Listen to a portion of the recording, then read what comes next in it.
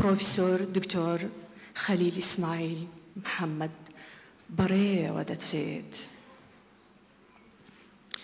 بە ناوی بنەماڵەی خوا لێ خۆش بوو، ڕاگرایەتی کۆلێژی ئاداب، سەرۆکایەتی بەشی جوگرافیا و لێژنەی ئامادەکاری مەراسیم، بەخێرهاتنێکی گەرمی ئێوەی بەڕێز دەکەین.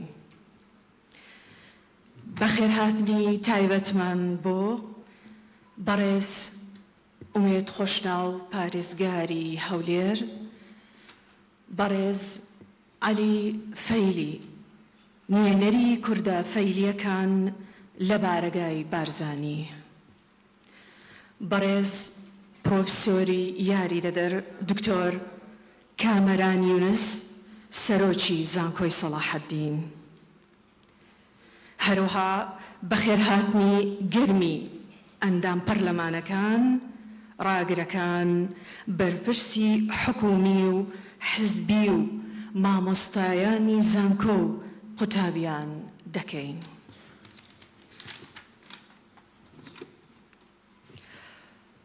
وەک هەمیشە لە چلە ماتەمینیەکاندا دەقیقەیەک دەوەستین بۆ خوێندنەوەی سوورەتی فاتحە بۆ گیانی خوا لێ خۆش بوو پرۆفیسۆر دکتۆر خەلیل ئیسماعیل محەممەد. بفەرمون.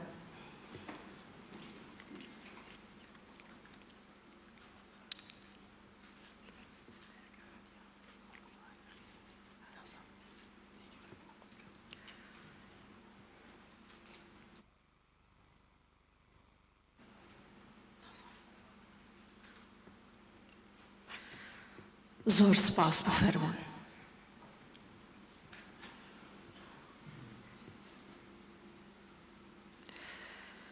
مەراسیمەکەمان بە چەند ئاەتێکی قورئانی پیرۆز لەلایەن مامۆستا هاوڕێ مامۆستا لە پەیمانگای تەکنیکی هەولێر دەخوێنرێتەوە. بەڕێزیان با بفەرموێت.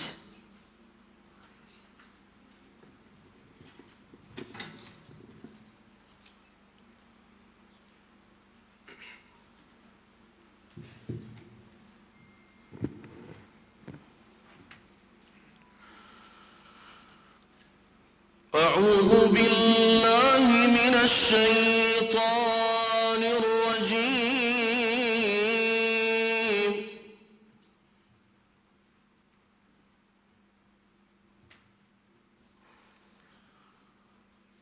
بسم الله الرحمن الرحيم.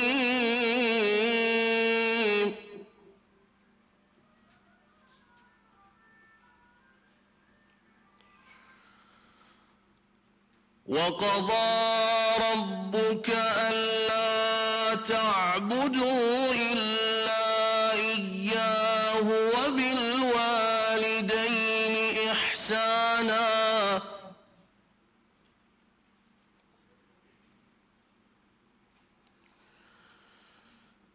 إما يبلغن عندك الكبر أحدهما أو كلاهما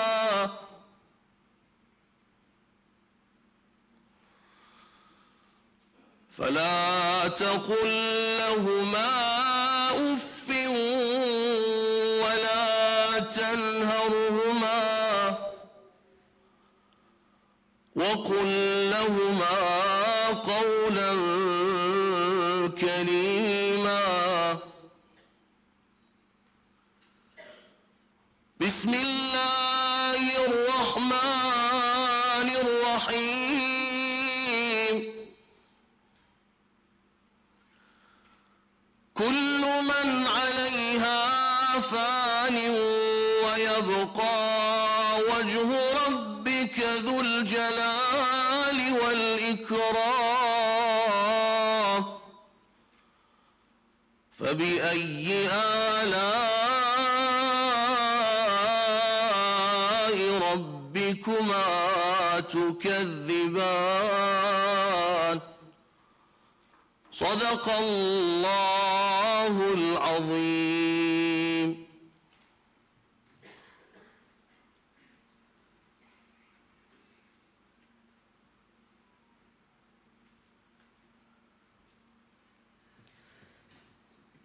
سپاس بۆ مامۆستا هاوڕێ.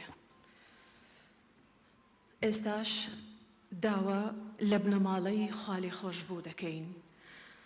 مۆمی وەفاداری، مۆمی یادگاری، مۆمی ڕۆناچی بۆ ڕۆناکبیر و مامۆستاینەوەکان داگرسێنن با بفەرمونون.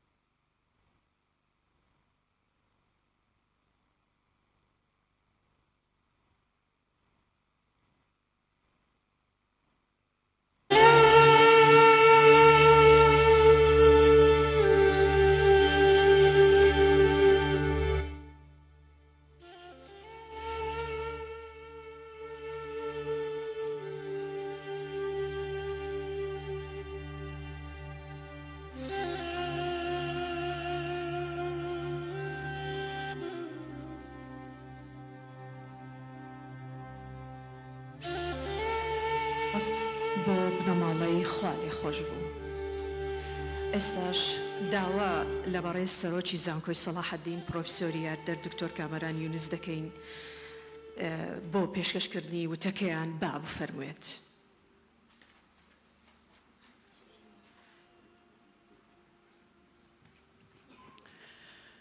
بە ناوی خودای گەورە و مێهرەبان، ماتەم جێڕانی بەڕێز بەرپرسانی حزبی حکومی، مامۆستایان، قوتابیانی خۆشەویست، میوانانی ئازیز، هەموو لایەک بەخێر بێن بۆ چلەی ماتەمینی خوالێ خۆش بوو پرۆفسۆر دکتۆر خەلیل ئیسماعیل محەممەد. بەڕێزان، کاروانی مەرگ بەهێمنی و بە ئەسپایی یەک لە دوای یەک ڕاپێچمان دەکات و تا ئەبەت ئەم ژیانە جێ دەهێڵین. ئەوەی لە دوای مەرگ دەمێنێتەوە و جێ دەمێنێت گفتار و ڕەفتارە جوانەکانی مرۆڤە. ئەو مرۆڤانەی دەتوانن مێژوێکی پڕ لە خزمەت و خۆشەویستی بۆ دەوروبەریان تۆمار بکەن دەگمەنن. ئەگەر ئاوڕێک لە ژیانی زانستی خوارێ خۆش بدەینەوە، دەبینین چەندین کار و گفتاری مەزنی لە دوای خۆی بەجێهێشتووە و ئێستاش و لە ئایندەشدا قوتابیەکان و خانەوادە بەڕێزەکەی دەتوانن تا ئەبەت بەردەوام شانازی پێ بکەن. بەڕێزان، خوالێ خۆشببوو پرۆفسۆر دکتۆر خەلیل کەسایەتێکی بەهێز و کاریگەری هەبوو، وەک چەترێک، وەک باوکێک وابوو بۆ قوتابیانی. ئەوەش ئەوەمان بۆ دەردەخات خوالێ خۆشببوو لە مێشک و زێنی ئێمە و قوتابیان بۆ هەمیشە زیندوو دەمێنێتەوە. بۆیە پێویستە بەردەوام ڕێز لە مامۆستایان بگیرێت تا لە ژیان ماون. هەر بۆ ئەم مەبەستە لە زانکۆی سەلاحەدین ئێمە لە ئەنجومەنی زانکۆی سەلاحەدین بیرمان لەوە کردوێتەوە کەوا هەموو ئەو مامۆستایانی خانەنشین دەبن وەکو سیناتێک کۆیان بکەینەوە، ماوە گیان لێ ڕابگرن، کۆبوونەوەیان لێ بکەینەوە، سوود لە بەهرە و زانیاریەکانیان وەربگرین. لە کۆتاییدا هەزار سڵاو بۆ جانی پاچی ئەم پیاوە خۆ لە بردو دوو سۆزە. ئینشاڵە خودای گەورە دەیخاتە بەر ڕەحمەت و بەزەی خۆی و بە بەهەشتی ئەبەدی خۆی داحسێنتەوە و لە کۆتاییشدا دەستخۆشی لە لێژنەی باڵای ئامادەکاری ئەو مەڕاستیمە دەکەم. دووبارە هەموو لایەک هەر بەخێر بێن و سەرسەر و سەرچاو.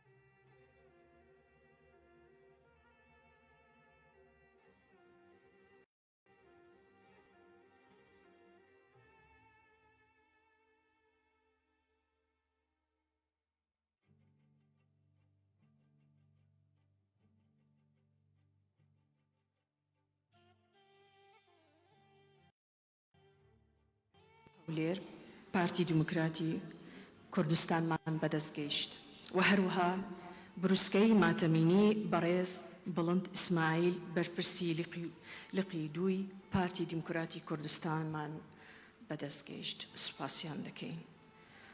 زۆر سپاس بۆ سەرۆکی زانکۆی سەلاحەدین پرۆفیسۆری یاردەر دکتۆر کامەران یونس. ئێستاش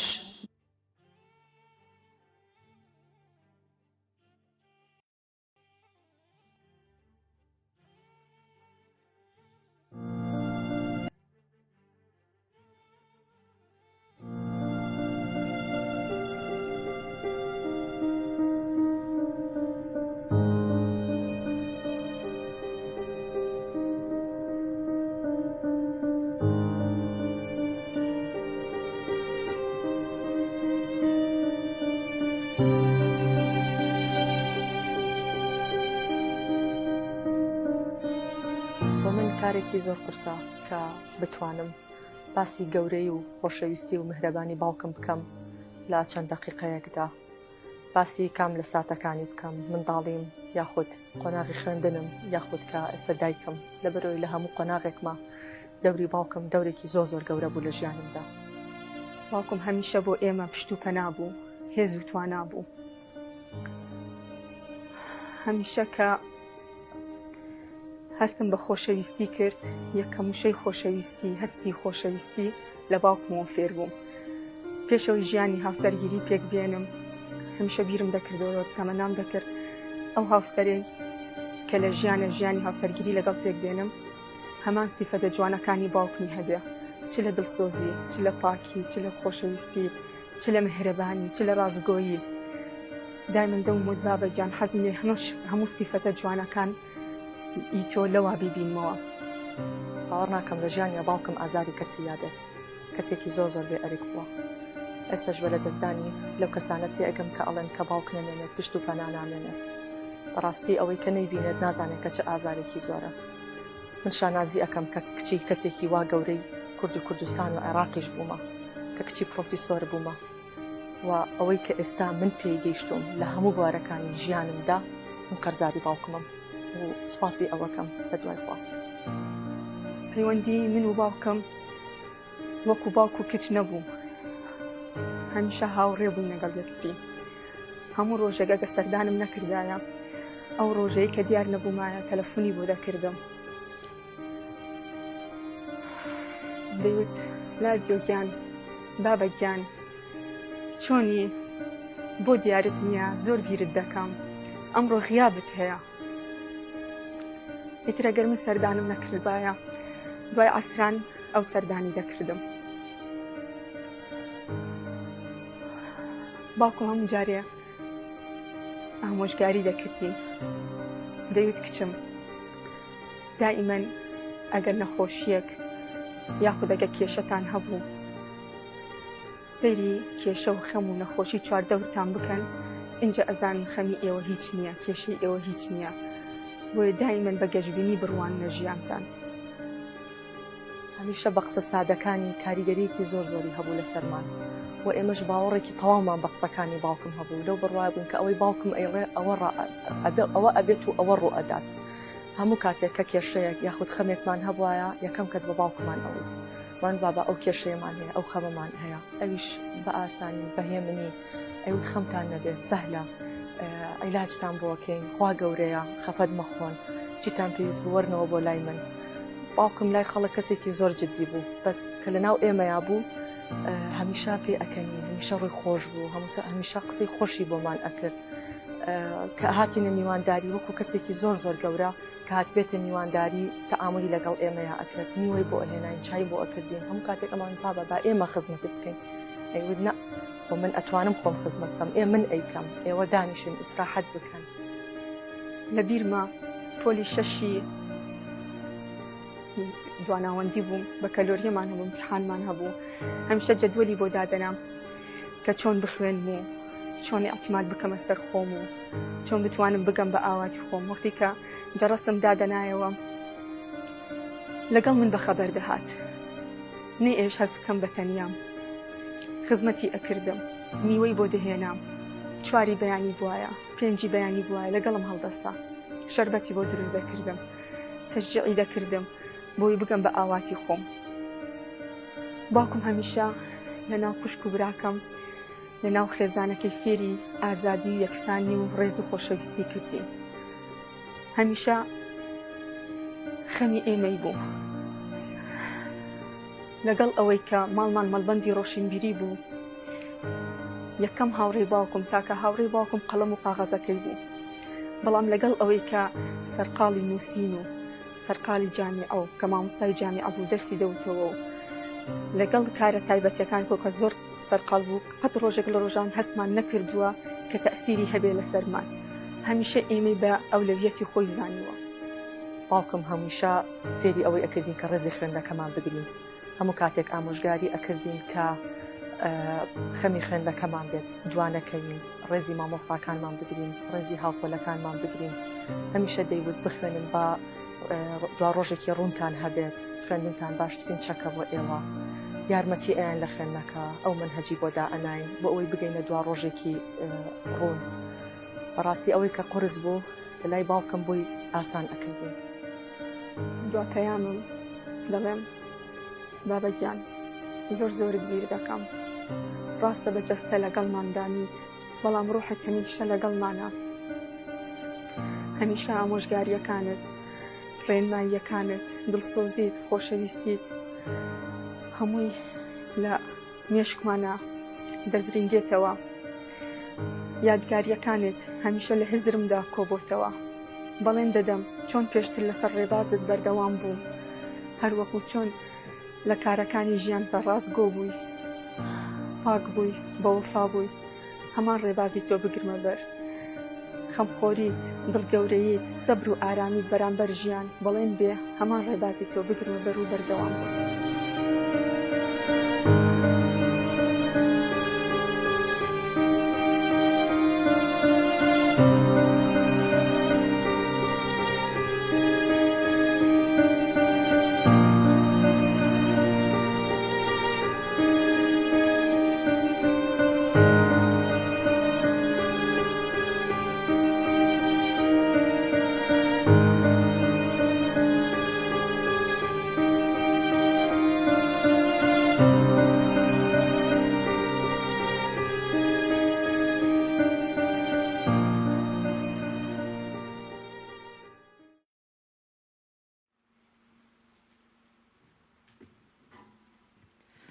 لە بەردەوامی مەراسیمەکەماندا داوا لە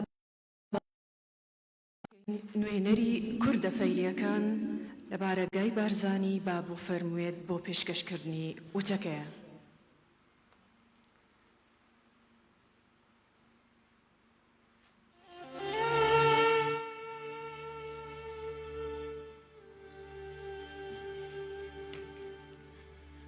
بسم الله الرحمن الرحيم.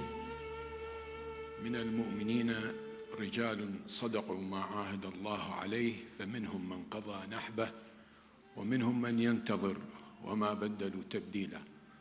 صدق الله العظيم وبلغ رسوله الكريم ونحن على ذلك من الشاهدين.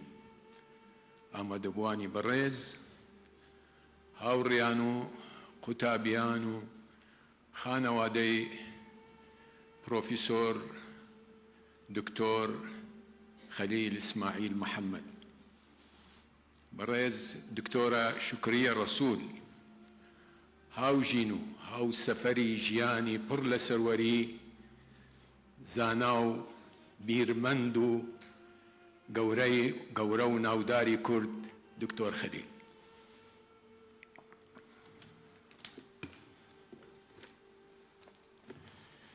كوچو مال ئەوەی دکتۆر خەلیل ئازارێکی سەخت و ناوەخت بوو و ئاوابوونی ستێرەیەکی پرشەنگداری زانست و دڵسوزی خاک و نیشتمان و کوردەواری بوو زۆر بەداخەوە باوەڕ ناکەم بە ئاسانی شوونی ئەو کەڵە مرۆڤە ئەو کەڵە ڕووناک بیرە قڕ بکرێتەوە. دکتۆر خەلیل شارەزایکی دەگمەن و زانایکی گەورە لە بواری جوگرافیای هەریمی کوردستان و ناوچەکە بە تایبەتی ناوچە دابڕاوەکان و داگیرکراوەکان لە هەر چوار پارچەی کوردستان بوو و کتێب و بەرهەمەکانی دکتۆر خەلیل شادەماری کتێبخانە و سەرچاوەیەکی معتەبەر بۆ لێکۆڵینەوە و توژینەوە لە زانکۆکان بوو.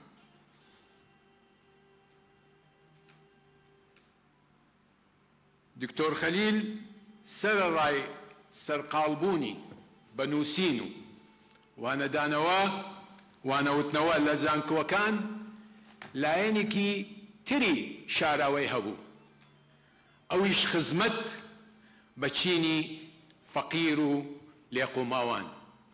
من شەرەفمەند بووم 30 ساڵە بەناسینی ئەو کەڵە مرۆڤە، ئەو پیاوە دڵپاک و دەستپاک و ڕوح شرینە. بەڵام بەداخەوە ئەمڕۆ دکتۆر خەلیلمان لە دەستدا. دکتۆر خەلیل هاوڕێی هەموو چین و توێژەکان بوو، بە تایبەتی وەفا و سووزی پڕ بوو بۆ هەژاران و لێقوماوان. مرۆڤێکی دڵپاک و ڕوحشرین و خەمخۆری گەل و نیشتیمان بوو. لە ماوەی زیاتر لە نیو سەدا تێکوشان و خزمەتێکی زۆر بە پێشکەش بە گەلەکەی کرد، بۆیە ناو و خەباتی بەنەمری و ڕێبازەکەی هەر ئاوەدان دەمێنێتەوە. بڕێزان، بەشداریتان لەم مەراسیمە نیشانەی ڕێز و خۆشەویستیە، ڕێز و خۆشەویستی و وەفاداریە بۆ دکتۆر خەلیل و خانەوادە بەڕێزەکەیان. لەم بوونە خەمناکەدا پرسە و سەرخۆشی خۆمان ئاراستەی بنەماڵە و کەسوکاری و هاوڕێیانی و قوتابیانی دکتۆر خەلیل دەکەین. ئەم خەمە بە خەمی قۆڵی خۆمان و تەواوی زانایان و تێکوشەران و دڵسوزانی گەلەکەمان دەزانین. ڕوحی لەگەڵ هەموو شەهیدان و تێکوشەرانی گەلەکەمان شاد بێ. ماڵ ئەوە ڕوح و ڕەوانی شاد بێ ئەی دکتۆری نەمر.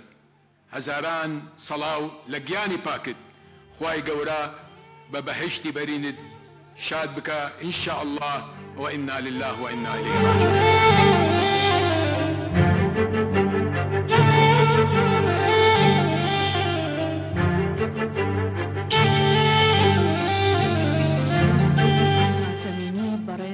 کاک محسن ئاوارە جێگری نووسەرانی هەولێرمان بەدەستگەیشت، زۆر سوپاسیان دەکەین. هەروەها بروسکەی ماتەمینی بەڕێز کاک مەسعود پەرێشانمان بەدەستگەیشت وەک نوێنەری ڕۆژنامەی خەبات زۆر سوپاسی دەکەین. زۆر سپاس بۆ کاک عەلی فەیلی، ئێستاش بەوتەی پرۆفیسۆر دکتۆرە شکوڕی ڕەسوول هاوسەری خوا لێ خۆش بوو درێژە بە مەراسیمەکەمان دەدەین. بەڕێزیان با بفەرموێت.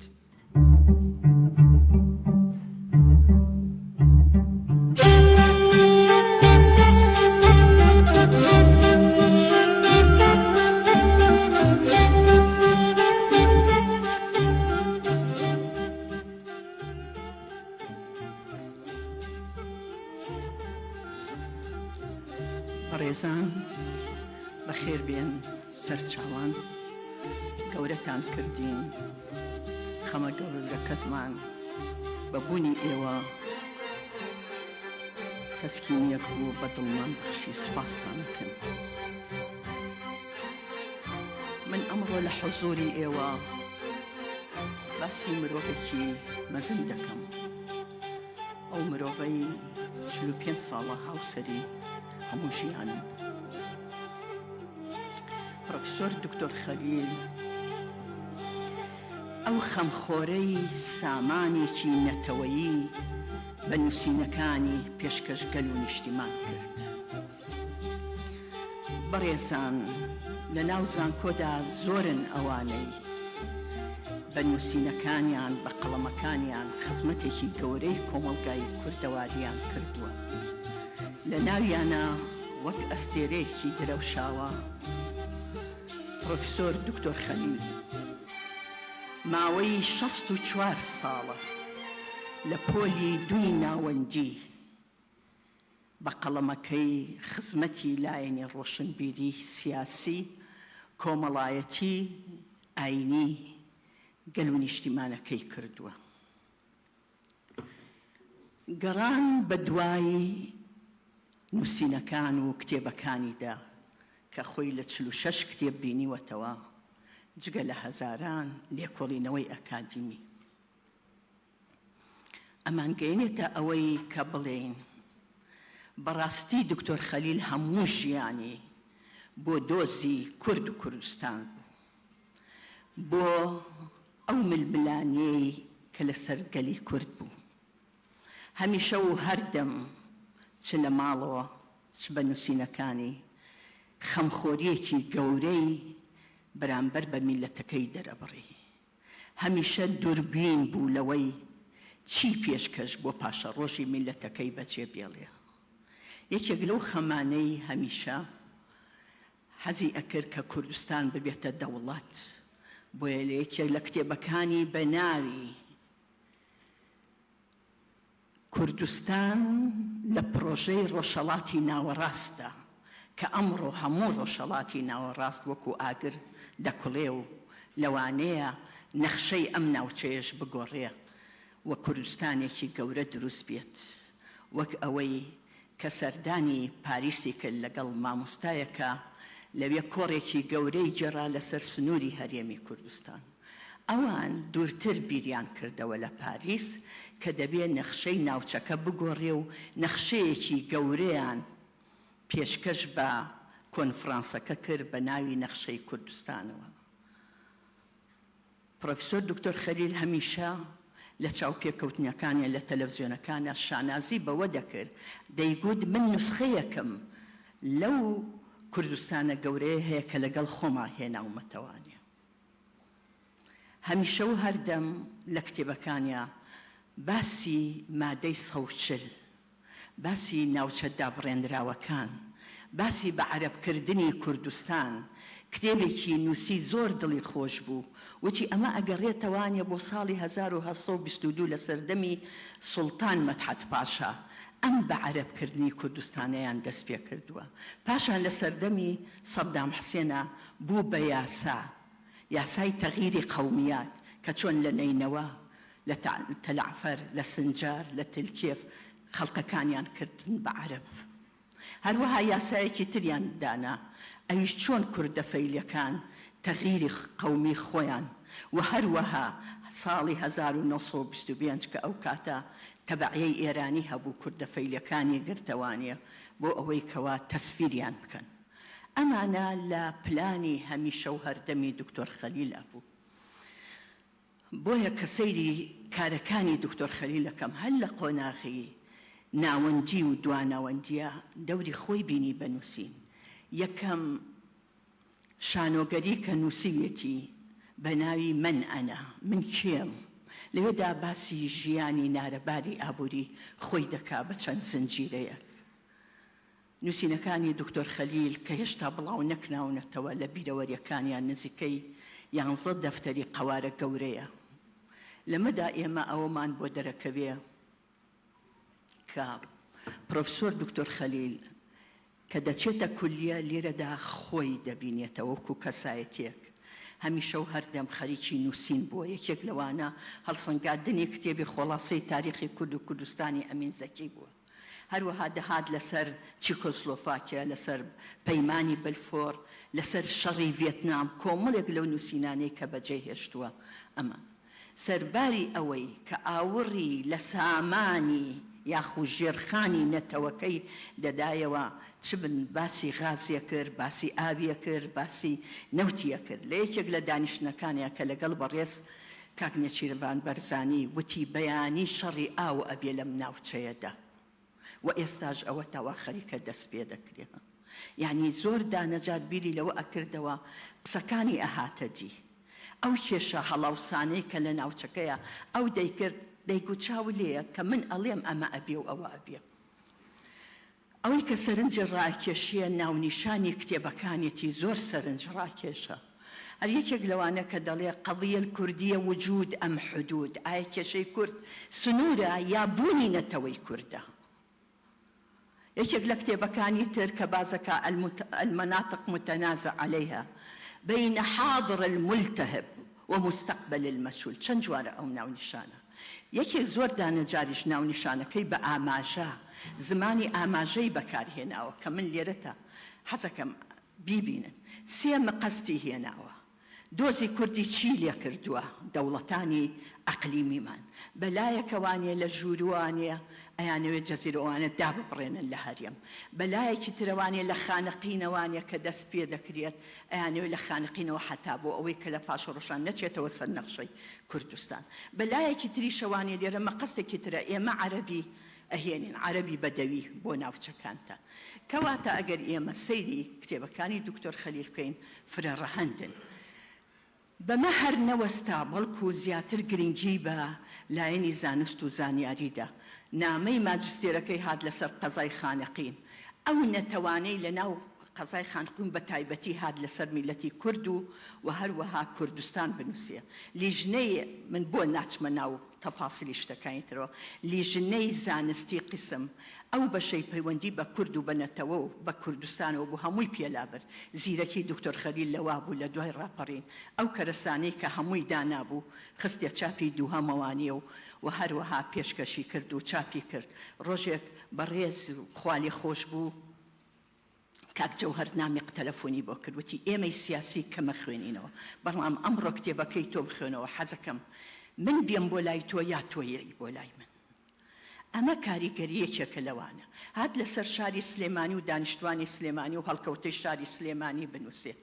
لە بەشەکەیە لە بەخا لە کولێژی ئادا بەشی جغرافیە ڕاستی نەبوون، وتیان ئەبێ سێ شار وەرگری لەسەر عێراق، زیقار و ئەنبار و لەگەڵ سلێمانی. ئەوە نامەی دکتۆراکەی بوو. کەواتە ئەگەر ئێمە گەشتێک بکەین بەناو کتێبەکانی دکتۆر خەلیلە، ئەوەی کە لە ژێرخانی ئابووری وڵاتەکەی هاتە سەر سەرخانی هەموو دانیشتوان لەسەر دانیشتوانی کورد، ئەو ناوچانە بە عەرەبکردنی کوردستان. ئەمە یەکێک بوو لە خەمخۆریەکانی کە توانی 90 کتێب لەسەر ناوچەدا بڕێنراوکان و بە عەرەبکردنی کوردستان 90 کتێب بنووسێت. بەڕێز دکتۆر خەلیل هەمیشە و هەردەم لە کتێبەکانیە باسی سەرکردە کوردەکانی بێجیاوازیە کرد. دڵی بەوە خۆش بوو دەڵێ لە دوای ڕاپەڕین لە بەرەیەکی یەکگرتوودا سەرکردایەتی کورد توانی هەرێمێکی فیدراڵی وە قۆناغێکی چەسپاو لەژێر سایەی دیموکراسی فرەحیزبی فرەنەتەوی مەبدەئی مشارەکە دابنێن. بەمە ئەوەنە دڵی خۆش بوو هەمیشە و هەردەم ئاوڕی لەم بابەتانە دەدایەوانێ. هەر بۆیە ئێمە کە سەیری کتێبەکانی دەکەین لەسەر هەر کتێبێکی نەخشەی هەرێمی کوردستان هەیە، چ وەکو دانیشتوان چ وەکو عەرەب ناوچە دابڕێنراوە کەچ ئەمە. کەواتە لە کۆتاییدا ئەتوانم بڵێم دکتۆر خەلیل زۆر دانەجار لە پاڵ ئەم هەموو کارانەی کە ئەیکرد و غەمی ئەخوارد بە شاڵاوی لەو کاتەوە کە ئەگاتە ئەو ڕادەیە بڵێ ئەوە پتر لە 100 ساڵە لە ڕێکەوتن نامەی سایکس بیکۆوانێ تا شاڵاوی تەهجیر و تەعریب و تەبعیس و تەعریب و هەروەها پرۆسەی ئەنفال و چیمیاباران و بەلێ شاوچاندنی کوردستان بە عەرەبی بەدەوی و بە عەرەبکردنی کوردستان دڵی خۆش ئەبێ بەوەی بە شێوەیەکی گەشبینانە دەڵێت کۆمەلگای کوردەواری توانی بەرەو ڕووی کۆمەلگای دووەلی بوەستێتەوە و داوای مافەکانی خۆی بکات و کیانێکی فیدراڵی دابمەزرێنێت و کۆتایی بەوە بێنێ کە ئەو سەرژمێرە دەستکردانێکی کرد ئەوە بوو لە 270 بەداخەوانێ کە ئەو کۆتایی پیاهات. کەواتە ئەتوانم بڵێم دکتۆر خەلیل کەسێکی ماندوو بوو لە ژیانیە، هەمیشە و هەردەم خۆی و قەڵەمەکەی کەم تێکەڵاوی خەڵقە بوو.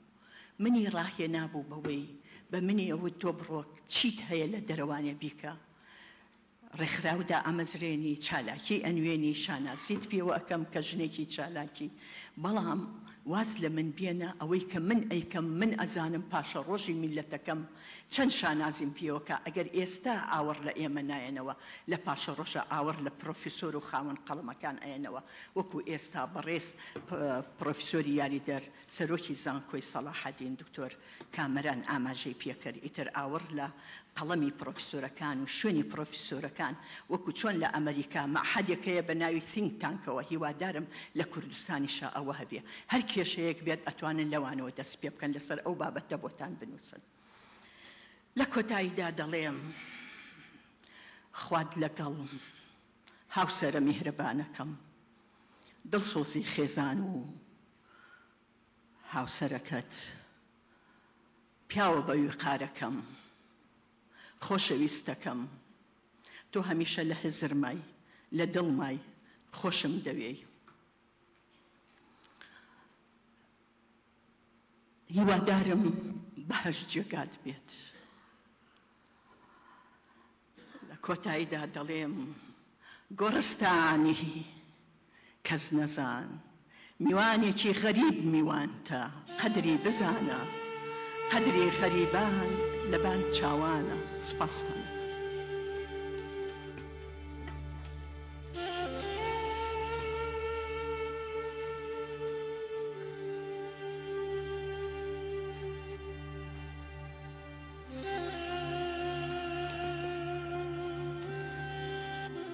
زۆر سپاس بۆ پرۆفیسۆر دکتۆرە شکوریا ڕەسوول بروسکەی ماتەمینی ماڵی کوردانی فەیلی لە هەولێر بەدەستمان گەیشت زۆر زۆر سپاس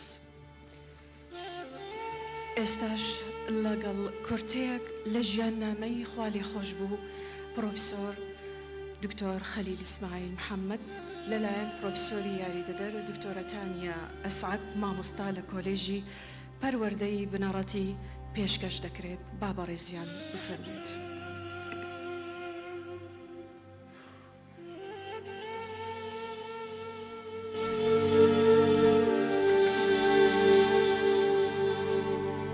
بە ناوی خوای گەورە و میهرەبان بە ناوی لیژنەی ئامادەکاری چلەی ماتەمینی پرۆفیسۆر دکتۆر خەلیل ئیسماعیل بە خێراتنێکی گەرمی ماتەمگێڕان دەکەین.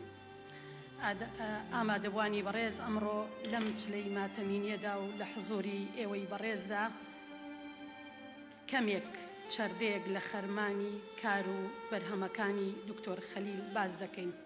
دیارە ئەم زانیاریانەشمان وەکو دکتۆرە شکوریە ئاماژەی پێکرد لە 11 دەفتەری بیرەوەریەکانی دکتۆر خەلیل دەرمان هێناوە بە هاوکاری خێزانەکەی هەروەکو کەسێکی ڕۆشنبیر دکتۆر خەلیل ڕۆژانە یاداشتەکانی خۆی ئەو کارانەی لەو ڕۆژەیە ئەنجامی داوە لەو 11 دەفتەرەدا تۆماری کردووە.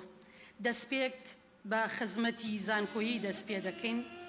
پرۆفیسۆری زانامان 52 ساڵ خزمەتی زانکۆیی هەیە هەر لە زانکۆی سلەیمانیەوە کە دەست بەکار بووە و دواتریش کە زانکۆ گوێزرایەوە شاری هەولێر و بۆ زانکۆی سەلاحەدین بە بەردەوامی و بەبێ پچڕان خزمەتی کۆلێجی ئاداب بەشی جوگرافیای کردووە.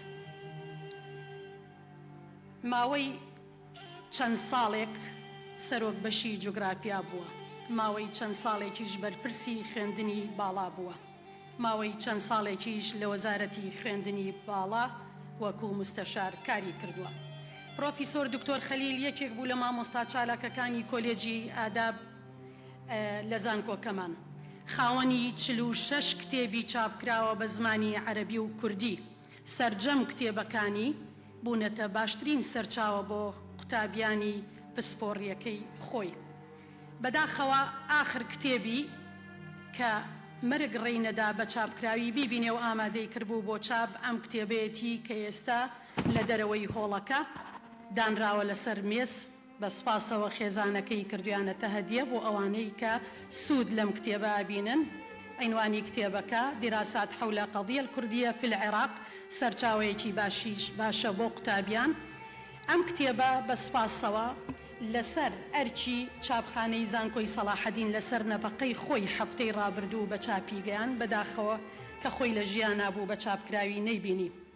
لەو نامانەی کە دکتۆر خەلیل سەرپەرشتی کردوون، نامەی ماستەر و دکتۆرا 48 نامەی ئەکادمیە. ئەمە ژمارەیەکی زۆرە جگە لەو نامانەی کە وەکو ئەندام یا وەکو سەرۆگلیژنە بەشداری کردووە لە تاوتوێی نامەکاندا کە لە ژمارە نایەن. ئەو لێکۆڵینەوانەی کە لە کۆنگرە زانستیەکانە لە ناوەوەی هەرێم لە دەرەوەی هەرێم لە دەرەوەی وڵات پێشکەشی بەشداری تیا کردووە بە لێکۆڵینەوە 128 لێکۆڵینەوەن. دکتۆر خەلیل خاوەنی 82 سپاس و پێزانینە جگە لە سپاس و پێزانینەکانی ناوزان کۆچەری بەش بێت چ لەسەر ئاستی نووسینگەی ڕاگر و سەرۆکایەتی زانکۆ بێت سپاس و پێزانینی سەرۆکی هەرێم سەرۆکی پەرلەمان سەرۆکی پارتی دیموکراتی کوردستان بووە دیارە ئەمەش لە پای بەرهەمەکانی کە سەر جەمیان لە خزمەت دۆزی کورد و کوردستاندا بووە. پرۆفیسۆر دکتۆر خەلیل لە 80 گۆباری زانستی چ لە ناوەی هەرێم چ لە دەرەوەی هەرێم لێکۆڵینەوەی بڵاو کردوێتەوە کە ئەمەش ژمارەیەکی زۆرە بەڕاستی. ناوبراو هێندە چالاک بووە 890 چاوپێکەوتنی لەگەڵدا کراوە لە ئیزگە و ڕۆژنامە و تەلەڤیزۆن ئەوانیش کە بە زمانی کوردی و عەرەبی بوون. زۆری نەشیان لەسەر پرسی کورد و کێشەکانی ئایندەی کورد و مادەی 140 و کەرکووک و ناوچە کێشە لەسەرەکان و کۆنگرەی لێزان و سیڤەر و ڕێکەوتنامەی سایکس بیکۆ. دەستێکی باڵای هەبووە لە کردنەوەی بەشی جوگرافیا و مێژوو و کۆمەڵناسی هەموو کە پێشنیازی کردووە هەم ئەنجامدەریشی بووە لە کۆلێجی ئادابی زانکۆی سەلاحەدین هەروەها لە کردنەوەی بەشی جوگرافیا لە زانکۆی سلەیمانی و زانکۆی کۆیە.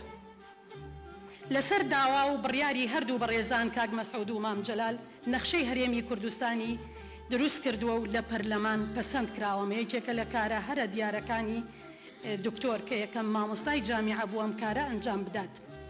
لە کۆتاییدا تەوان ئەمە زۆر کورتمان کردەوە لەبەر نەبوونی کات ئەگەر بمانەوێت لەسەر کار و بەرهەمەکانی دکتۆر قسە بکەین ڕەنگە چەند سەعاتێک زیاترمان بێت.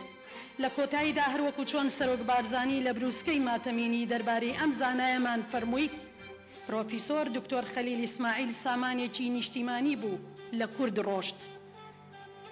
دەدەستدانی خەسارەتێکی گەورەیە کەسایەتێکی نیشتیمان پەروەر بوو ژیانی خۆی بۆ خزمەتی زانست و پێگەیاندنی سەدان قوتابی و زانستخوازی کوردستان تەرخان کردبوو. جێدەستی لە خزمەتکردنی ناوەندە ئەکادمیەکان و دەوڵەمەندکردنی کتێبخانەی زانستی کوردستان دیارە. ئەمە وتەی جەنابی سەرۆک بوو لە بروسکەی ماتەمینی. ئێمەش لێرەوە سەری ڕێز و نەوازشمان دانەوێنین بۆ ئەم زانە کە میوێنەیە تەنهاوە نەمان لە دەستایە بڵێین خوای گەورە سەبووری و ئارامی بدا بە خانەوادەکەی و کەس و کاری و سپاس بۆ گوێگرتنتان.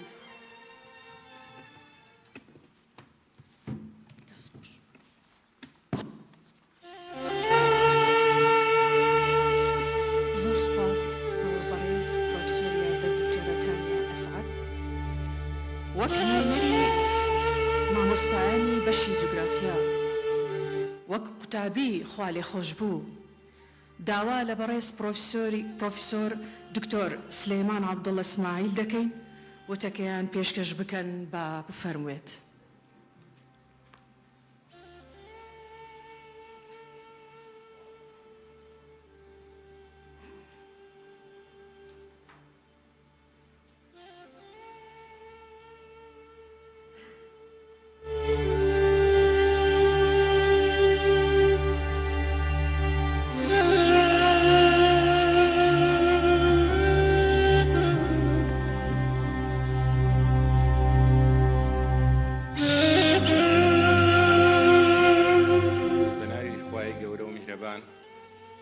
دایکی بەڕێز و خۆشەویستم پرۆفیسۆر دکتۆرە شکریا ڕسوول خانەوادەی بەڕێزی مامۆستای کۆسکوردومان کاک دکتۆر خەلیل ئیسماعیل محەممەد هاوڕێ و هاوکار و دڵسۆز و خۆشەویستانی باوک و برا و مامۆستای پایەبەرزمان ڕەوانشاد پرۆفیسۆر دکتۆر خەلیل ئیسماعیل محەممەد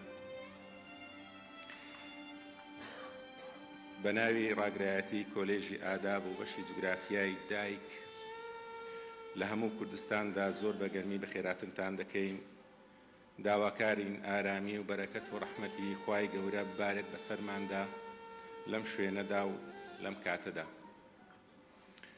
کۆبوونەوەمان لە چلەی ماتەمینی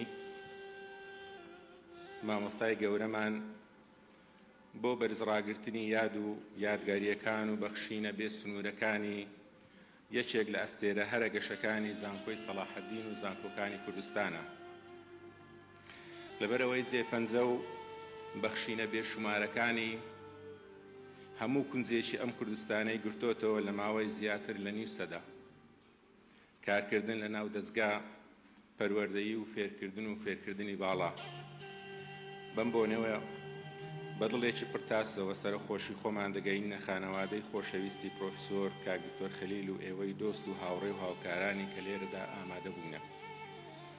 پرۆفسۆری کۆچکردومان تەواوی ژیانی خۆی بۆ خزمەتی زانست و پەروەردە بە دڵسۆزیەوە بەسەر برسەرەتا لە زانکۆی سلێمانی و دواتر لە زانکۆی سەلاحەددین و کۆتاییەکەشی لە زانکۆی جیهان لە هەولێر. کاک دکتۆر خەلیل نزیک بە 40 ساڵ لە چوارچێوەی زانکۆی سەلاحەددین تەنها زانکۆی سەلاحەددین خزمەتی کردووە. دوا بە دوای بڕیاریکردنەوەی بەشی جوگرافیا لە ساڵی خوێندنی 86-87 یەکەم سەرۆک بەش بووە تاوەکو کاتی ڕاپەڕین. سەرۆکی کۆمەڵی جوگرافی ناسانی عێراقی بووە لقی هەولێر. یەکێک بوو لەو بلیمەتانەی کە لە قۆناغا سەرەتاییەکان بەشدار بووە لە بڕیار و کردنەوەی خوێندنی ماستەر و دکتۆرا لە بەشی جوگرافیای دایک لە سەرەتا و ناوەڕاستەکانی سەدەی ڕابردوو.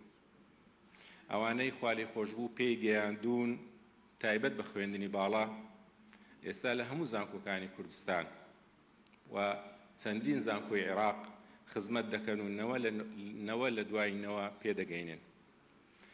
کاک دکتۆر خەلیل ڕۆڵێکی گەورەی بینیوە لە پێگەیاندنی سەدەها و هەزارها کەسی ئەکادیمی و پسپۆر و کادری لێهاتوو، چ بە شێوەیەکی ڕاستەوخۆ و بە شێوەیەکی ناڕاستەوخۆ، لە بواری جوگرافیا، لە بواری مێژوو، لە بواری کۆمەڵناس، لە بواری پەیوەندە نێودەوڵەتی و دیبلۆماسیەکان و تەنانەت لە بواری هێزی سەربازی و هێزی ئەمنی حکوومەتی هەرێمی کوردستان. دکتۆر خەلیل نمونە و مۆدێلێکی شکۆ بەرزی مامۆستای زانکۆ بوو. وەکە دەڵێم نمونەی مۆدێلێکی شکۆ بەرزی مامۆستای زانکۆ بوو، پڕ بە پستی وشەکە و وشەکانەوە مەبەستمە. ڕۆڵی تەنها لە بەخشین و گواستنەوەی زانست سنووردار نەبوو، بەڵکو ئیلهام بەخش بوو بۆ قوتابی و هاوڕێ و خانەوادە و هاوپیشەکانی. هەمیشە بە قوتابیەکانی دەگوت سادە و خاکی بن. میتۆدی زانستی بەکاربێنین بۆ ئەوەی بگەن بەڕاستیەکان. دکتۆر خەلیل نمونەیەکی زیندوو بوو بۆ ئەم حکمەتە، چونکەوە کەسێکی خاکی و بەخشندە ئەژیا و بە زانیاریەکانی خۆی کەم تەرخەمی نەدەکرد لە گەیاندنی بۆ کۆمەڵگەی کوردستانی.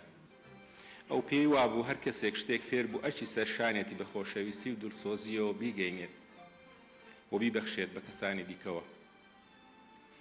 ئەو تەنیا پرۆفسۆرێک نەبوو کە زانیاری لە نێو کتێب و سەرچاوەکانی تر بگوازێتەوە نێو هۆڵەکانی خوێندن، بەڵکو نووسەر و توێژەرێکی بەتوانە و لێهاتوو بوو لە ڕێگای کتێب و لێکۆڵینەوەکانیەوە بەرهەمێکی یەکجار زۆری بۆ زانستە مرۆڤایەتیەکان زیاد کردو بە تایبەتی لەسەر جوگرافیای کوردستان، چونکە بەهۆی بندەستی ئەم نیشتیمانە دەیەها ساڵ وەکو خامێک مابەوە وە پشتگوێی خورابوو.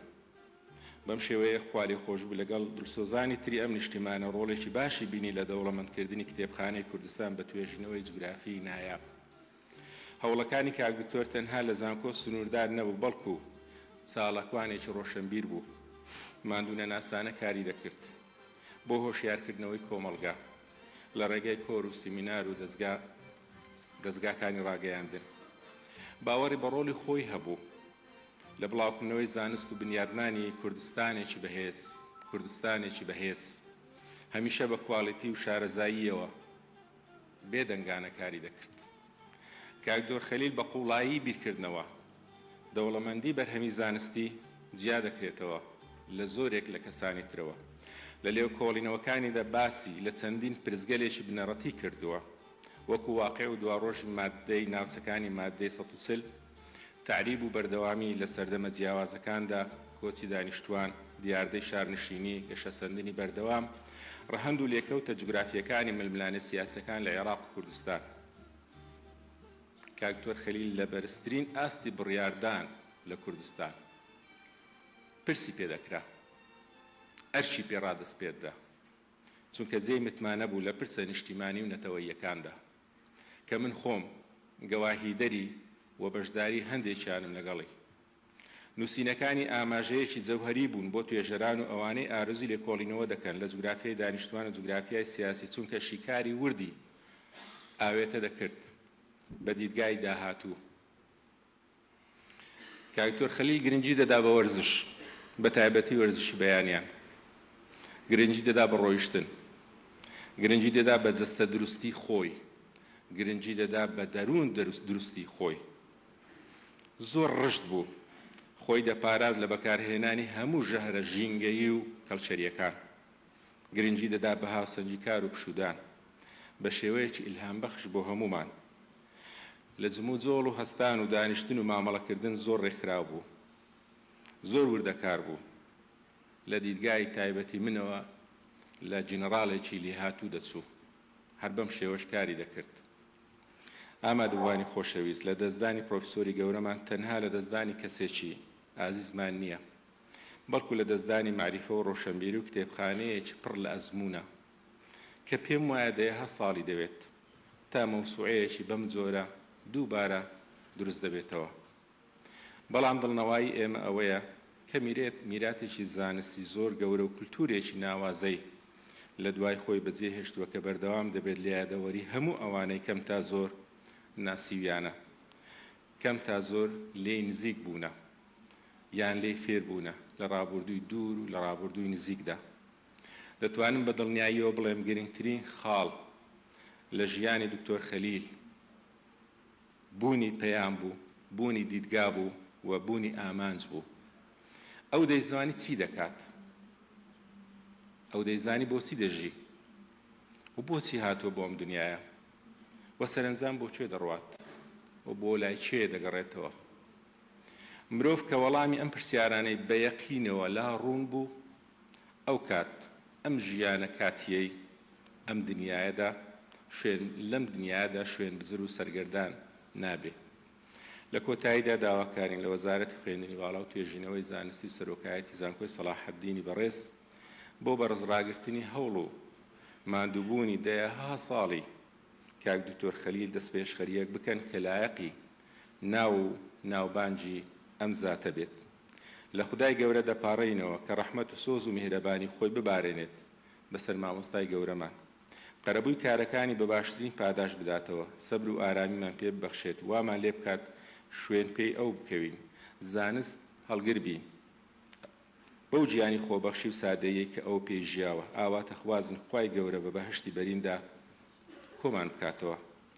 سوپاس بۆ سەرۆکایەتی زانکۆ، سوپاس بۆ سەرۆکی زانکۆ، سوپاس بۆ لێژنەی ئامادەکار، سوپاس بۆ هەموو ئەوانەی ئامادە بوونە لە ڕێخستنی ئەم یادەدا. هەمیشە شاد بن، هەمیشە پێشەنگ بن، بمێنن بەخێر. زۆر سوپاس.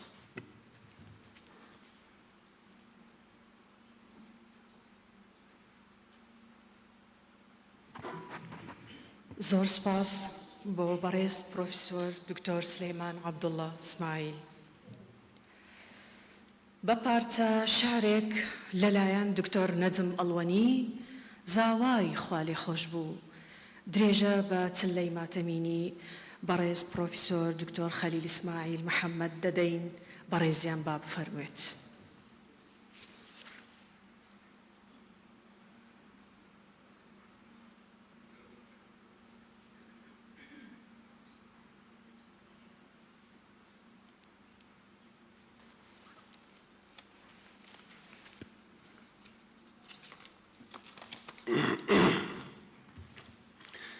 بەڕێزان، بریا هەرگیز من ڕۆژێکی وا نەژیابام کە مەرگی یەک لە گەورەترین کەسەکانی نێو ژیانی خۆم ببینم. بەڵام ئەتر ئەمە ڕێڕەوی ژیانەوە هەموومان بەسەریا تێپەڕ دەبین. ئەو پیاوەی کە ئەمڕۆ من ئەم هۆنراوی بۆ دەخوێنمەوە نەک هەر مامۆستا و ڕابەرم بوو، بەڵکو بگرە لە جێ باوکم بوو. کەسێکی غەریب و نەناس و تەنیا لەم شارە کە هاتمە هەولێر کەسم نەدەناسی.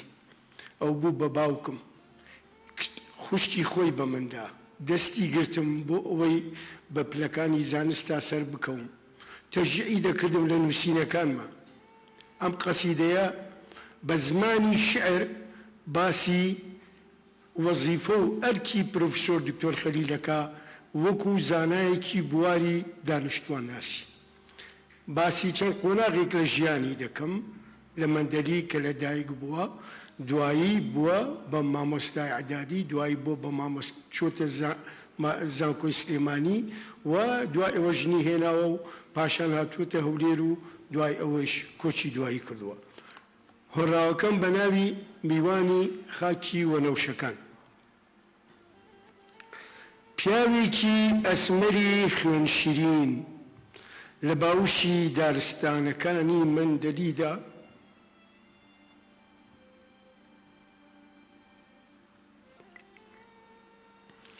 فێری زمانی خورما و پرتەقاڵ و گوڵی نێرگس بوو پیاوێکی ئەسمەری خوێنشیرین لە باوشی دارستانەکانی مەندەلیدا فێری زمانی خورما و پرتەقاڵ و گوڵی نێرگس بوو لەگەڵ گڕەدا بێباکانە دەچووە جێژوانی خۆرەتاو لە چلەی زستاندا ئامێزی پڕ لە باران و بەفری سەر لوتکە دەکرد شەوان لەگەڵ کانی و مانگە شەودا گوێی بۆ قاسپەی کەوەکانی گەرمیان و کوێستان هەڵدەخست ئەو پیاوە لە عشقی درەختەوە فێری ژماردنی هەنارەکانی شارەبان بوو لەگەڵ ڕووباری ئەڵوەندا تابلۆیەکی ڕازاوەی بۆ خەون و خەیاڵەکانی شاری خانەقین لە ڕەنگی سنۆبەر و ئەرخەوان سازدا و کردنی بەهێمای کۆڵمەدان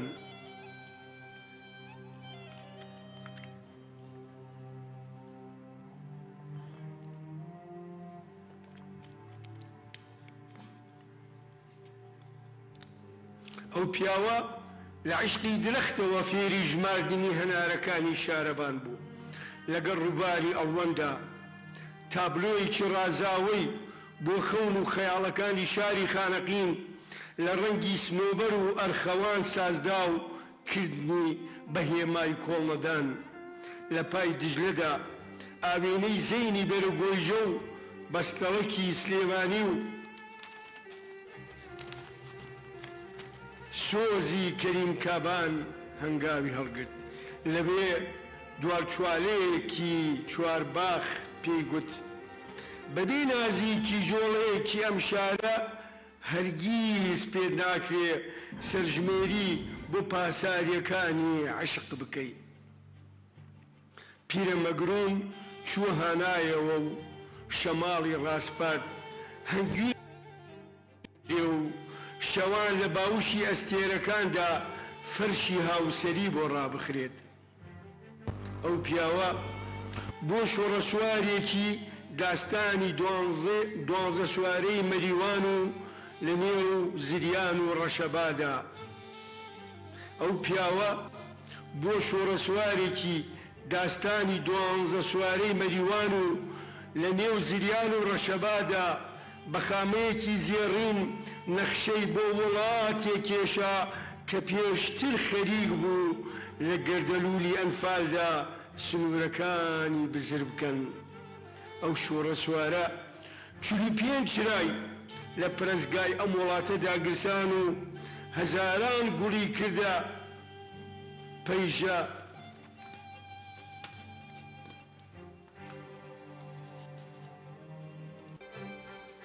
هەزاران گوڵی کردە پەیژە بۆ گەیشتن بە ڕازە شیرینەکانی قەڵاو دواتر بەخۆی بۆ میوانی خاکی وەنەوشەکان جێی بەهەشت پێ ئینشاڵڵا خودای گەورە لە هەموومان بوو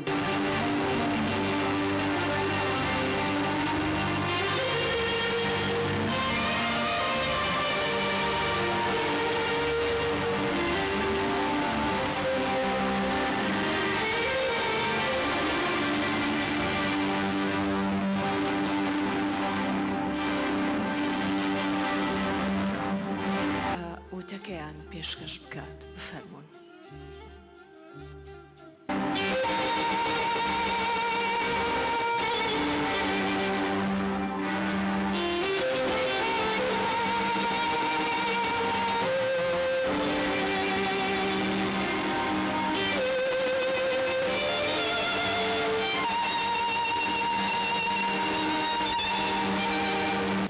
في محكم تنزيله العزيز: يرفع الله الذين آمنوا منكم والذين أوتوا العلم درجات والله بما تعملون خبير. صدق الله العظيم. أيتها السيدات، أيها السادة، لكم مني تحية وسلام. أما بعد فأقول: لقد بلغ المرحوم 80 أو كاد يبلغه، والمرء في مثل هذه السن يجور عليه الزمن جورا غير رحيم، تتكالب عليه العلل بلا هوادة من كل حدب وصوب، فيخضع لسلطانها خضوع الخائر الكليل. وقد غدت هذه الحال قاعدة أو كالقاعدة لا يشذ عنها إلا القليل القليل، وقد كان فقيدنا الغالي واحدا من أولئك، فقد أسبغ الله عليه ثوب العافية ورزقه بسطة في الصحة تحصن بهما من كل داء ودرأ بهما كل مكروه، فما سمعنا يوما أن يشكو من مرض ألم به، وما رأيناه يوما طريح الفراش يستعطي خدمة من أحد، وما رآه الراؤون قط مختلفا إلى عيادة طبيب ابتغاء علاج يتلقاه منه أو نصح يلزمه به. ولكن شاءت الأقدار على حين غرة أن تؤول حاله إلى غير ما اعتاد عليه، فتسمع أن الرجل مريض وأن قلبه خارج عن طوره الطبيعي بعد استقامة أداء، فتسأله: ما الخطب يا أبا روند؟ فيأتيك الجواب خفيضا بطيئا كثيرا لا يزيد على قوله: كما تراني وما رأيته على ما يسر به أو على ما يطمئن عليه. أخذ الرجل يروح إلى الأطباء ويغدو، فقلقنا عليه، وزاد من قلقنا عليه إيصاء الأطباء له بأن لا مفر من إجراء تدخل جراحي له، ففعلوا، ولم يجده ذلك فتيلا ولم ينفعه حبة خردل. وزاد قلقنا عليه لحظة ذهبوا به إلى اسطنبول ليتلقى العلاج هناك، فتبارى عليه الأطباء لإنقاذه من غائلة المرض، فما أفلحوا وما كان لطبهم ثمر. وهناك دقت ساعة الصفر، ووقع المحظور، وبهضت الخسارة، وكنا نحن نترقب عودته إلينا سالما غانما لنقيم له أعراس الابتهاج لا مآتم العزاء التي نبكي فيها ونبكي فيها حشودا من حولنا بدمع سكوب. وكم حاولنا أن نحبس مشاعرنا الدفاقة بالحزن، بيد أنها أبت الكتمان وأبانت عن خفايا النفس، وكأني بالمتنبي يصف حالنا يوم كان يصف حال نفسه بقوله: باد هواك صبرت أم لم تصبرا، وبكاك إن لم يجري دمعك أو جرى، كم غر صبرك وابتسامك صاحبا لما رآك، وفي الحشا ما لا يرى. أمر الفؤاد لسانه وجفونه فكتمنه، وكفى بجسمك مخبرا. لا تلمني يا سامعي إن أبلغت في الأسف وأمعنت في الجزع، فللوجدان ثورة، وثورته وليدة من رحم العواطف الإنسانية التي لا يكبح انطلاقها كابح، ولا يقوى على احتمالها امرؤ كليم طعين بأوجاع غلاظ.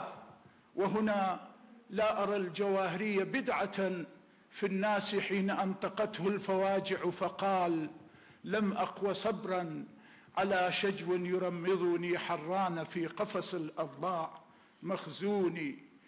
تصعدت آهي من تلقاء فطرتها، وأردفت آهة أخرى بآميني، ودب في القلب من تامره ضرم فمن أردفت بآخة آميني.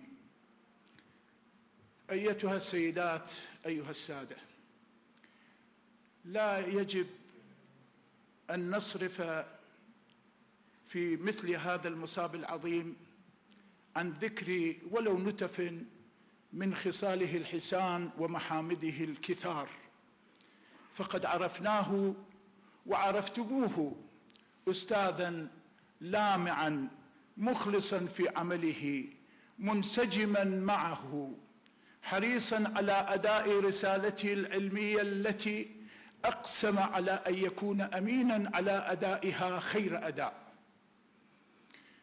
كان الدكتور خليل أكاديميا من طراز راق، يصل الليل بالنهار ليخلف وراءه آثارا أربت على 40 كتابا بين منشور ومعد للنشر. نأمل من المؤسسات الثقافية في الإقليم إخراج ما لم ينشر من أعماله إلى عالم النور. أما التواضع فيه فكان له نصيب، أي نصيب، وخذ منه حتى ترضى. كان لا يتباهى بشيء عنده على كثرة ما عنده من ذخائر علمية نفيسة في زمن شاع فيه الصخب المرذول وحلا فيه الادعاء الفارغ. أقول فضلا عن هذا وذاك، كان الرجل حسن المعشر، طيب الإزار، طاهر الثياب، نقي اللسان، رحيب الصدر، يصفح عن المسيء ويثني على المحسن. كل هذا الذي أقوله في وصف الدكتور خليل إن هو إلا غيض من فيض مناقبه وحميد سجاياه، ورب قليل يغني عن كثير، ورب حال يغني عن المقال.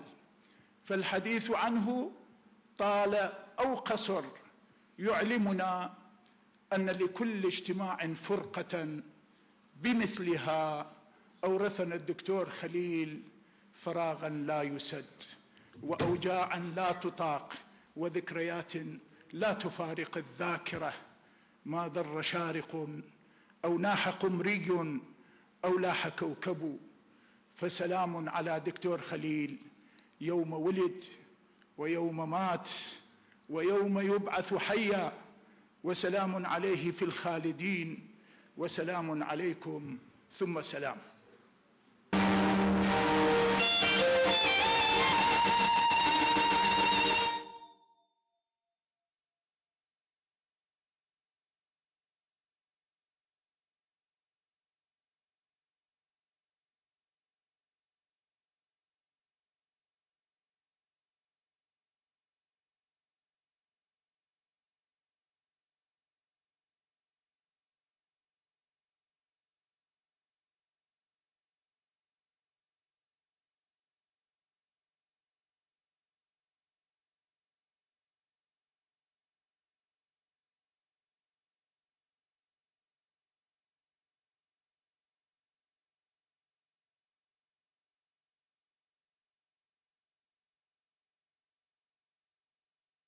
ولا فض فوك أخي جليل، لقد أبدعت، وكان في صميم القلب. رأيت الدار موحشة رباها، رأيت الدار موحشة رباها، تعاورها البلا حتى محاها، وكنت أشك فيها، وكنت أشك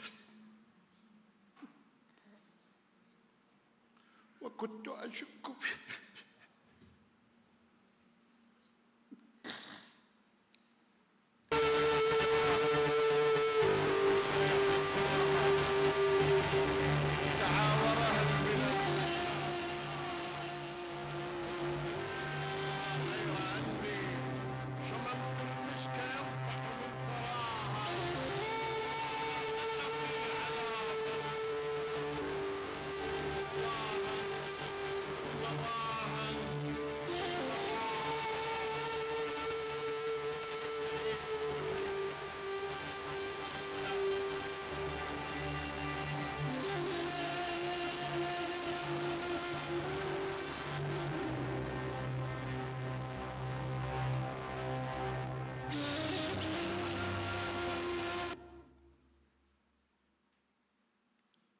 برغم الردى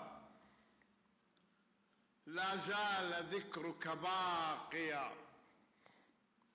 وقد جئت مشتاقا وما جئت راثيا، فمثلك حي ليس يصرعه الردى، وليس ليختال الجبال الرواسيا، يطوف على بحر من الدمع نعشه، يطوف على بحر من الدمع نعشه، فمن ذا رأى نعشا على الدمع طافيا، ومدت لك الأعناق وهي مدينة إليك، وأنى أن ترد البواقيا، وقد طوقت بالمكرمات رقابها، فلست ترى الأعناق.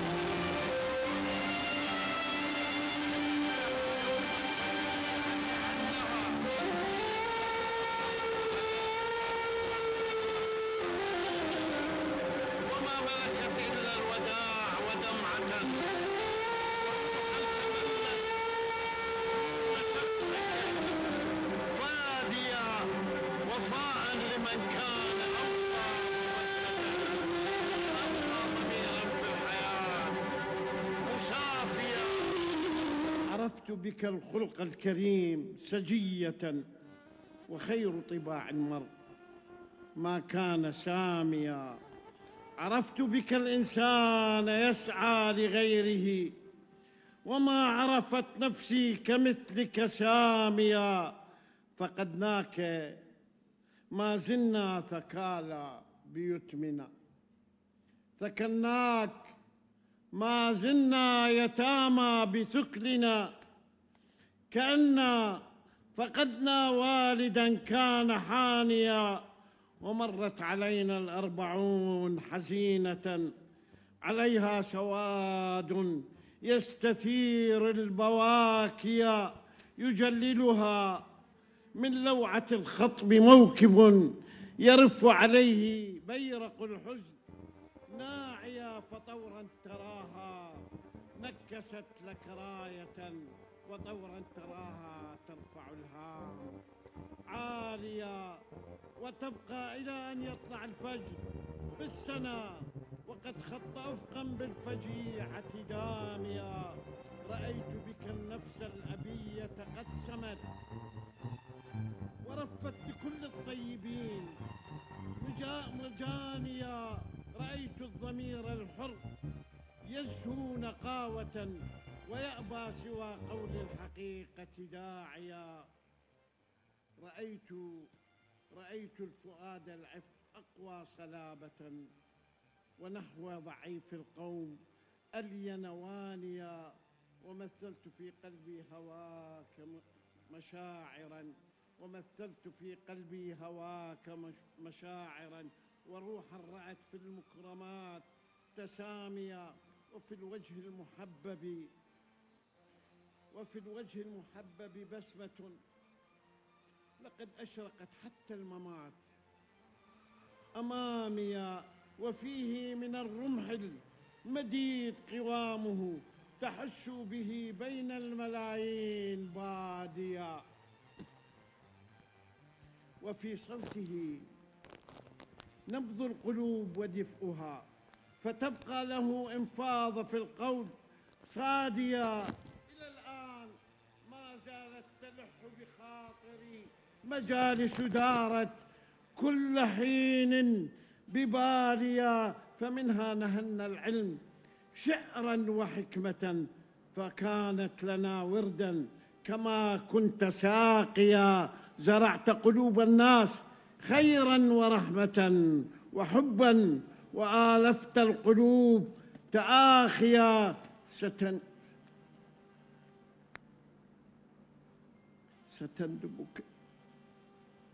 ستندبك القاعات ينعى بها الردى، ستندبك القاعات ينعى بها الردى، ويبكيك فيها ببر ظل خاويا. لك الخلد فاخلد في النعيم بجنة، ونمها فقد لاقيت ربك راضيا. عليك سلام الله حيا وميتا، وألف سلام يوم تبعث ثانيا، وألف سلام يوم تبعث ثانيا. والسلام عليكم.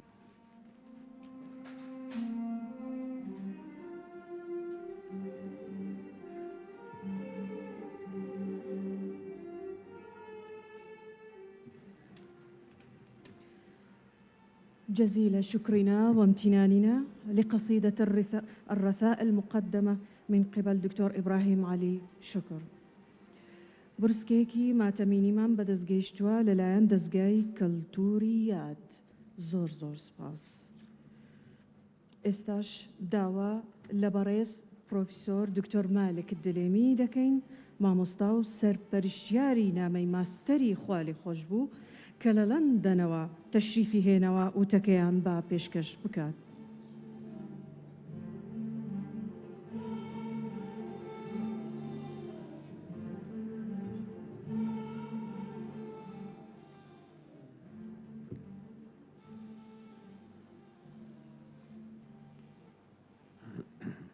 بسم الله الرحمن الرحيم، والصلاة والسلام على أشرف المرسلين وعلى آله وصحبه الطيبين الطاهرين.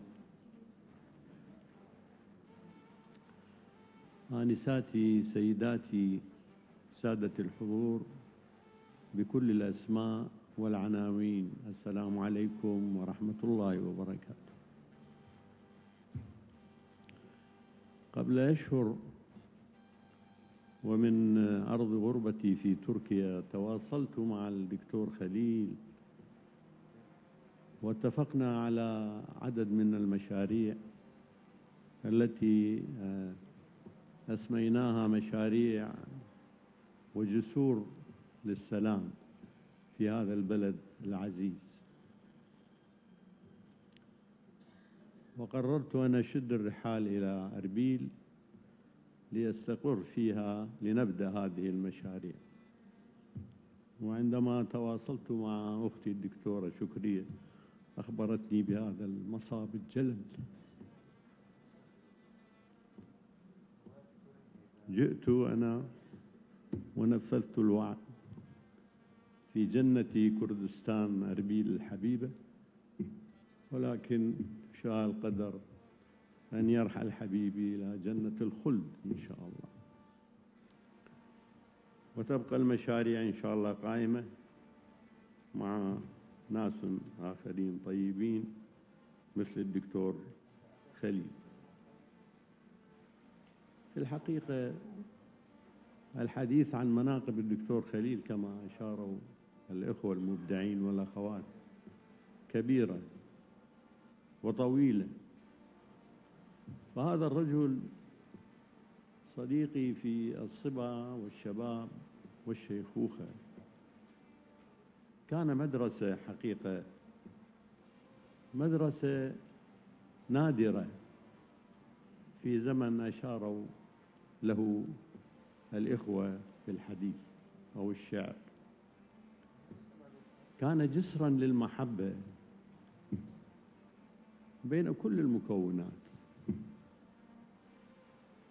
وعلمتنا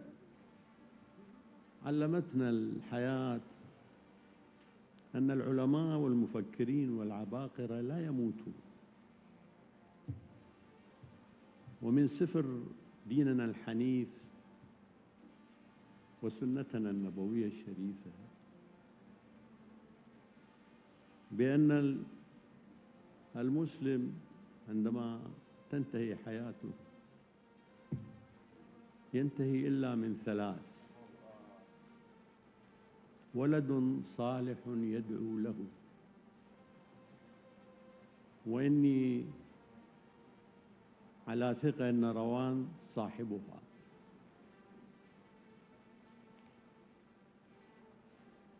وصدقة جارية، وأقسم بالله أن أختي الدكتورة شكرية صاحبتها، وعلم ينتفع به. والدكتور خليل غني عن التعريف، فأنتم تعرفونه أكثر في مجال البحث والتأليف، ورفوف المكتبات تشهد بذلك. فأقول نحن مطمئنون لأخي الدكتور خليل، إن شاء الله هو في جنة الخلد، لأنه امتلك هذه الصفات الثلاثة. إني لست بشاعر،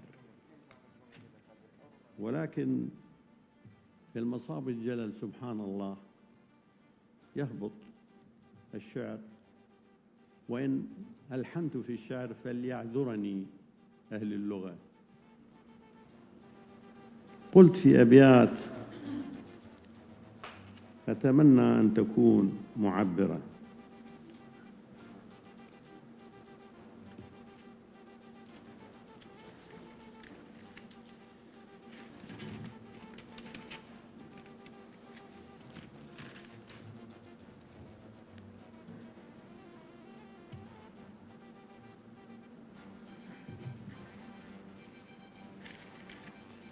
أقول 40 مرت ومر ليلها الحزين حالكا وطويل، والقلب يسألني يعاتبني أين حبيبك الخل خليل. 40 انقضت وأصحابي حائرون، أين أخينا؟ أين مفكرنا؟ أين عالمنا الجليل؟ قمرا أنت ولك في القلوب مكانة، وهذا الحضور أكبر دليل. وتلك المكتبات تشهد رفوفها بأنك كنت فارسها النبيل. وهذه شريكة العمر ترافقنا حزينة لفراقك والدمع يسيل. وروان وأختيه شموع بيننا، كبرياء بين أخوال وأعمام وأصحاب وزميل.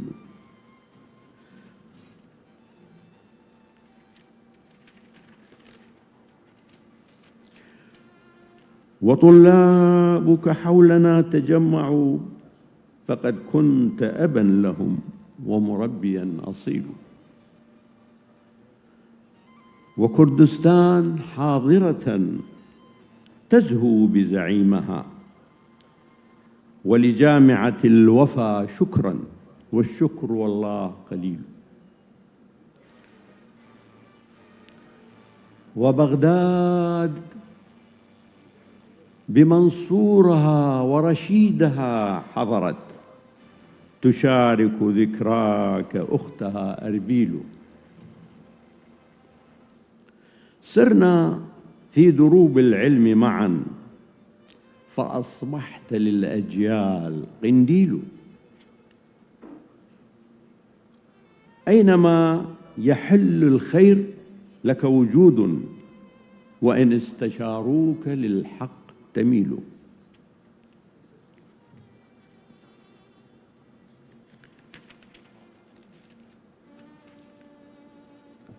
أفنيت عمرك عطاء بعيدا عن القال والقيل. نم عزي، نم قرير العين يا جبلا في جنة الخلد، والماء السلسبيل عند ربا غفورا رحيما، رفيقا للحبيب المصطفى محمدا، وأباك إبراهيم الخليل. والسلام عليكم ورحمة الله وبركاته.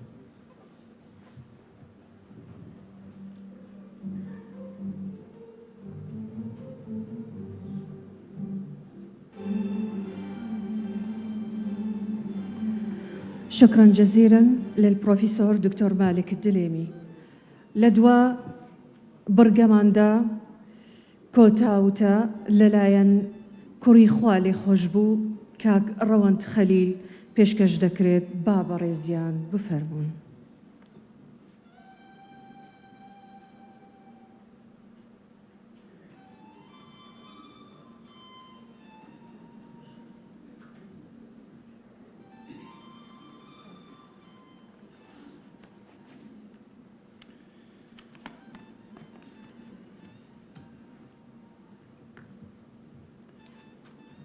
میوانانی بەڕێز،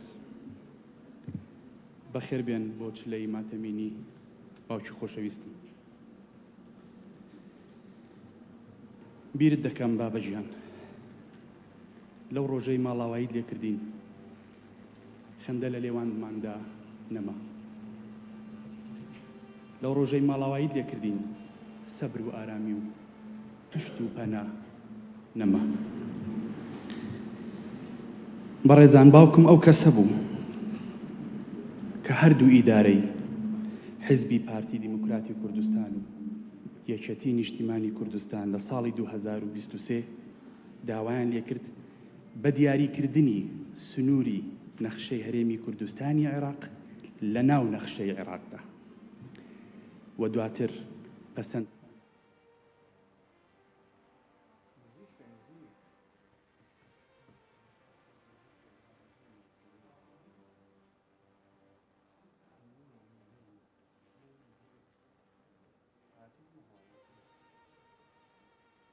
کتێبەکەی بوو.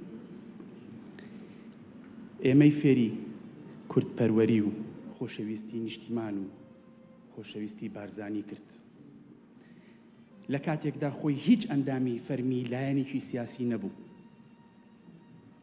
ڕۆژێک لە کوردستان دەردەکەوت، پاش هەفتەیەکیش لە کەناڵ 24 و ڕوودا و پاشان لە سەتەلایتی کوردستان و جەزیرە و حوڕە و شەرقیە.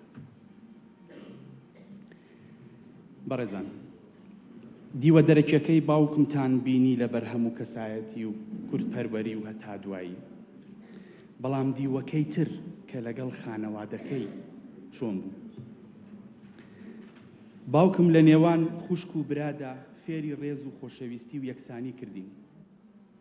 بە جۆرێک وەک نمونە ئەم پیاوە مەزن و سادەیە کە لە هەر کات و ساتێک سەردانیم دەکرد لە بەرم هەڵدەستا، تەوقەی لەگەڵم دەکرد، پاش چەند خولەکێک مێزی دەهێنایە پێشم، میوە و ئاوی بۆ دەگێڕام. کە خۆحافیزیم لێ دەکرد هەتا دەرگای دەرەوە لەگەڵم دەهات هەروەک میوانێکی زۆر قەدرگران کێکێکمان نەخۆش دەکەوتین سەردانیمان دەکرد سەردانی دەکردین دەبوایە لێمان بپرسێتەوە و بەخۆی و بە دیاریەوە بێتە لامان هەردەم دڵی لامان بوو بەڕێزان باوکم ڕەشماڵێکی زۆر زۆر گەورە بوو نەک تەنها بۆ خانەوادەکەی بەڵکو بۆ خزم و دۆستەکانیشی بوو هەموو کات یارمەتی مادی و معنەوی خزمانی دەکرد هەردەم هەوڵی دەدا چارەسەری کێشەکان بکات بە ئارامی و بە قسەی خۆش و بە وشیاری و کەشێکی تەندروست و ئارام بۆ هەمووان دروست بکات بیرت دەکەم بابەجان بیرت دەکەم کە لە کارەکەم دێمەوە ماڵەوە کە دێمە ماڵت لەسەر قەنەفەکە ناتبینم لە باخچەی ماڵەوە لەسەر کورسیەکە لەگەڵ چاوێلکە و کتێب و قەڵەمەکەت ناتبینم لە چایخانەی مەچکۆ لەگەڵم نیت بیری پێکەنین و خەندەت دەکەم بیری باوەش و تەوقەت دەکەم بەڕێزان تکا دەکەم ئەوەی کە باوشی لە ژیاندا ماوە ڕێزی بگێت کاتی بۆ تەرخان بکات خۆشی بداتێت چونکە ڕۆژێک دێ هەمووی دەبێتە یادەوەری بەڵێن دەدەین بابەجان کە لەسەر هەمان ڕێچکەی تۆ ببین و هەمان بیر و باوەڕمان هەبێت ئەو پەڕی خزمەت و دڵسۆزی و سۆزمان بۆ دایکمان هەبێت هەمان خۆشەویستی و خزمەت و دڵسۆزیمان بۆ نیشتیمان هەبێت هەمان پەیوەندی و ڕێز و دڵسۆزیمان بۆ خانەوادەکە و بۆ خزمان و هاوڕێیان و دراوسەکانمان هەبێت لە کۆتاییدا بەڕێزان خۆمان بەبەختەوەر دەزانین کە لەم چەند مانگەی کۆتایی لەگەڵی بووین لە ماڵ و خەستەخانە و دەرەوەی وڵات ئەوەش بە دەرەجەی یەک بۆ ئەو پەروەردەیە دەگەڕێتەوە کە لەسەری پەروەردەی کردین و فێری ڕێز و خۆشەویستی دایک و باوکی کردین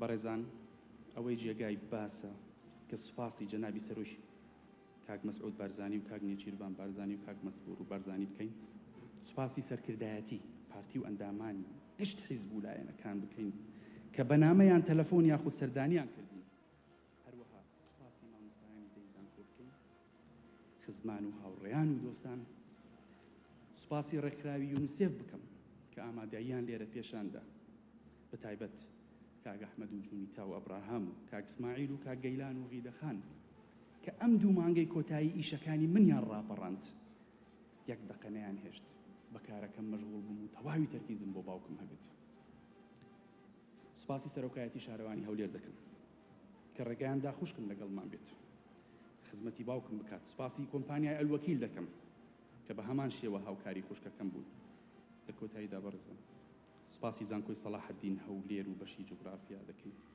دەستەی بەڕێوەبردننی ئەم مەراسیمە کە ئەو پەڕی ئامادە باشی خۆیان پیشاندا لە کاتی پرۆسەی بەڕێکردنی تەرمی باوکم ئێستاش ئەم مەراسیمەیان ئەنجامدا هەر لەش ساڵ تەمەن درێژ و سەرکەوتوو بن